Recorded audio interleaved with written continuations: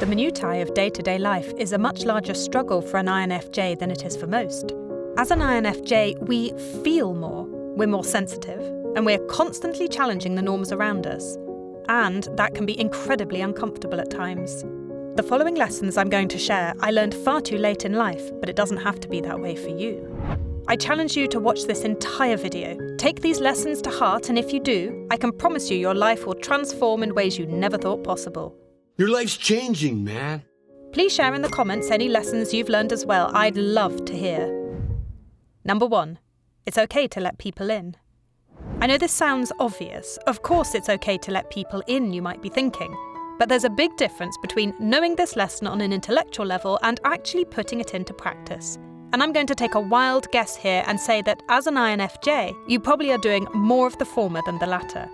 Before you start down a spiral of despair, know that it's okay. Just because you haven't always let people in the past doesn't mean that you can't start to do so today. But let's back up a bit and discover why you might be afraid to let people in, and why changing this is so important. Let me in! Look, as an INFJ, you have a tendency to keep things inside. Part of this is because you're introverted, and another part is out of good old-fashioned self-preservation. Let me explain. As an INFJ, you're incredibly sensitive to the world around you, and as a result, you can be more easily hurt by others. Because of this, you're hesitant to open up out of the fear of getting hurt.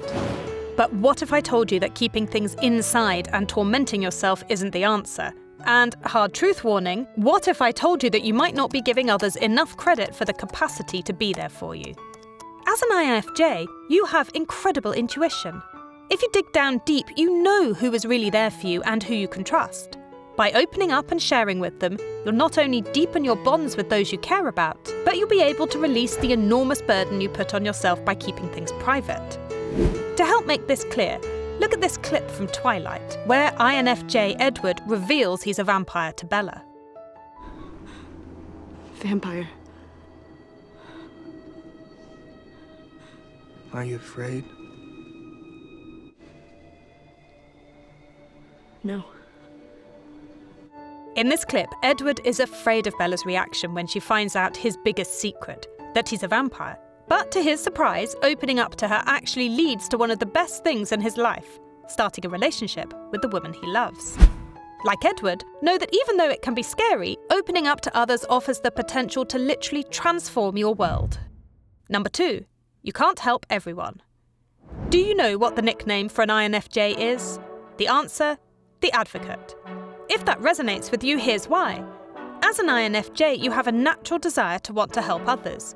You may have gone into a profession like social work or therapy to turn your calling into a career. But even if you didn't, you're likely still to try to better the lives of those around you in your day-to-day interactions. Maybe you volunteer on the weekends. Maybe you're always there to lend an ear to a friend who's going through a hard time. I want to help.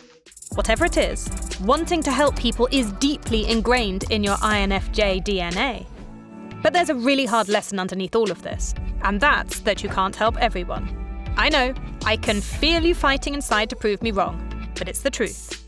Not everyone wants to be helped, and not everyone can be helped. And by trying to help someone who isn't ready to receive it, you're not only not able to help that person, but you're hurting yourself. By putting your energy into helping someone who isn't ready for it, you're draining your emotional batteries without any gain. It can be really hard to accept this, but once you do, you'll have more emotional energy not only for other people, but for yourself. I'm sure you've heard the expression that you need to put on your own oxygen mask before helping others. By taking care of your needs, you will actually be better equipped to serve others. You need oxygen. Let's look at this clip from the TV show Shameless to explain this further. Fiona Gallagher, played by Emmy Rossum, is a cousin to an INFJ, as she's considered an ENFJ. But she still has the same desire to help others, and it quickly burns her out. Take a look. Good job, Fiona. I don't know how I could do this without you. Thanks for all your hard work. Fiona is exhausted from caring for her siblings and trying to care for her alcoholic, drug-addicted father. Although she keeps trying to help her father, it's clear that he's beyond help, as she has to literally pretend that he's aware of her assistance. By continuing to help those who are unable to accept it, Fiona burns herself out, and as a result, isn't able to devote as much care to her siblings or herself. Number 3. Embracing your differences will make you stronger. If you're an INFJ, you probably know that you're rare, and by rare I'm not exaggerating. Only about 1 to 3% of the population is estimated to be an INFJ. In other words, you're a needle in a haystack. While it may sound cool to be rare, in fact you may have tried to keep your differences hidden out of a desperate desire to fit in with others. As a kid, you may have hid the fact that you were secretly crying as you watched movies with your friends. Or as an adult, you may force yourself to go out and socialise, even though you'd rather be at home curled up with a good book. I know what I'm about to say may sound cliché, but it's true. Embracing your differences will make you stronger. Look, trying to fit in and be like everyone else not only doesn't serve you, but it doesn't serve others. The world needs people who are different and who think differently.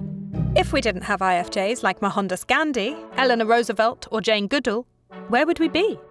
I think you can probably agree that we wouldn't be in a better place. And while it can be scary to flaunt what makes you unique, I can bet that when you do so, others will quickly come to accept your differences too. If you still don't believe me, think of the recent Wednesday dance phenomenon. Though there's debate as to whether Wednesday is an INTJ or an INFJ, there's no debate about that dance.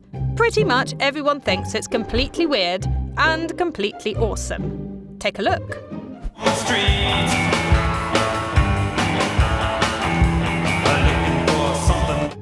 Once Wednesday embraces all of her quirks and displays them proudly to the world, they not only accept her, but celebrate her. The irony is that by loving what makes her unique, she actually ends up fitting in more as a result. Number 4. Perfect is the enemy of good. Have you heard the phrase, perfect is the enemy of good? This French proverb, widely attributed to Voltaire, has been passed along for an estimated 250 plus years. And for good reason. This quote is largely taken to mean that those who focus on perfection usually never end up getting anything done, because perfect is often unattainable. Okay, why am I harping on this? Well, you, as an INFJ, have the tendency to be a bit of a perfectionist. She's a perfectionist. Listen, there's nothing wrong with having high standards. And in many cases, it's a great thing. But when high standards supersede your ability to get things done, or cause suffering along the way, then it's simply not worth it. Let's say, for instance, you've decided to buckle down and write your first book. You've been wanting to do this for years, and you finally have the time and the courage to make it happen. You spend weeks outlining and trying to make it perfect. Those weeks turn into months. Those months turn into years until finally your outline is sitting somewhere deep in the ether of your cloud storage, and the book never gets written. Why is this? Well, in this example, your obsession with perfection prohibited you from actually getting the work done, because you weren't willing to release something that was less than perfect. You sacrificed what could have been a good book for no book at all. Let's look at another version of that example. Let's say you're so intent on making your book perfect that you spend all hours of the day and night finessing it. And while you end up with something that you're happy with, you realize that other aspects of your life have suffered as a result. Maybe your drive for perfection has taken a toll on your physical and mental health. Maybe your relationships with your friends and family have suffered.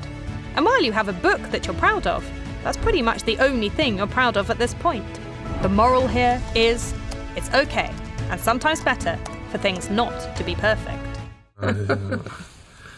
No, you don't have to be perfect. If this is still a hard pill to swallow, let's take a look at this clip from the movie Black Swan. If you haven't seen it, here's a quick overview. Natalie Portman's character Nina, who's an INFJ, is obsessed with being the perfect ballerina, and even more so when she gets cast as the lead in Swan Lake. But her quest to be perfect ultimately takes a toll on her health.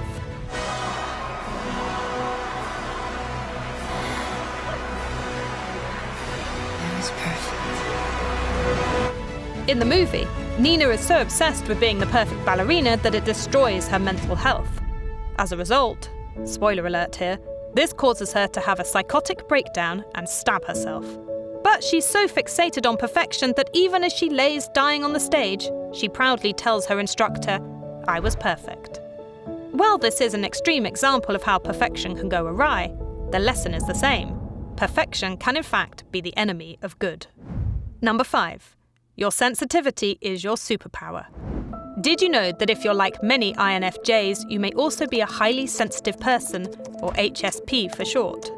These are people who are more reactive to external stimuli, like bright lights, loud noises, or crowds of people.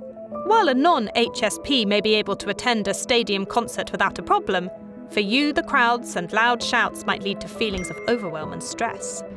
But even if you don't officially match the definition of an HSP, as an INFJ, you're still more sensitive than other people.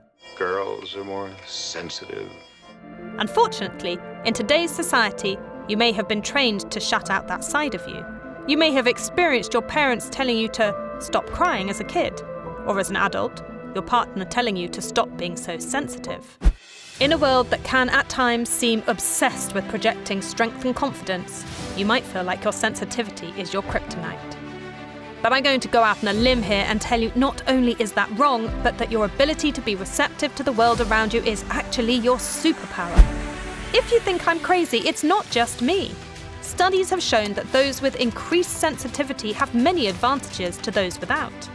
They include deeper relationships, a greater ability to process information, and a higher capacity for empath.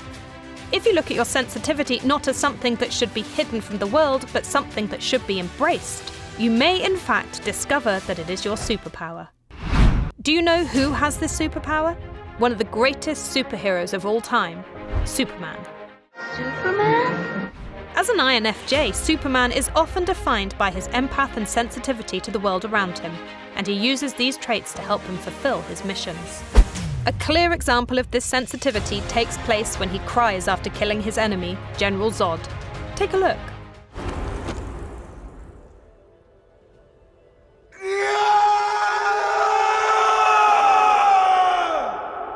In this scene, Superman is deeply affected by killing someone, even if that someone is his enemy. At the end of the day, his powers are made even stronger by the fact that he embraces his empathy.